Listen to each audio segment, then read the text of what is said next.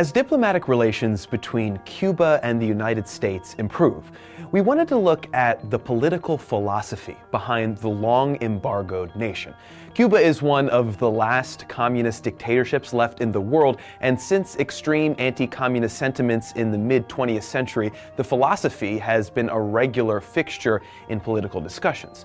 So we wanted to know, what exactly is communism? Well, there are a number of overlapping philosophies and socioeconomic systems that can be described as communist in nature. But in the most basic sense, communism is when all manufacturing or means of production are equally owned by all the members of a state. The intended result is to eliminate the capitalist-inspired class system where one class does all the work and the other gets all the money.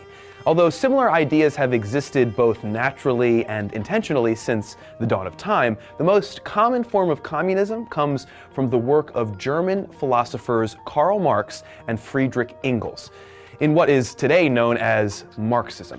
In particular, Marxism is focused on the exploitation of the worker. It's based on the idea that any profit generated by the worker but instead goes to the business owner is a form of inequality and should be abolished. In recent history, several countries, including the USSR, China, Vietnam, and Cuba, have attempted to institute their own versions of communism.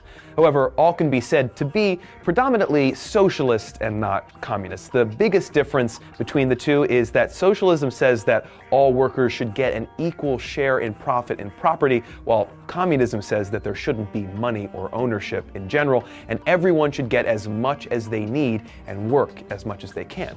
Unfortunately, attempts to achieve this political philosophy have led to lower standards of living, government corruption, and in the case of the USSR, total collapse and failure. A number of reasons have been put forth as to why communism hasn't worked out historically. But the strongest criticism of the philosophy is that communism removes the incentive for people to work harder than they absolutely have to. It also leads to resentment of those who work less hard but receive the same. In general, communism is described as being great in theory while disastrous in practice. And the state of the world seems to agree with that assessment. If you'd like to learn more about political theory, make sure you check out these videos on libertarianism and anarchy. Make sure to subscribe for more and let us know what you'd like us to cover next on our Facebook and Twitter pages. There are links in the description. Thanks for watching, and please subscribe.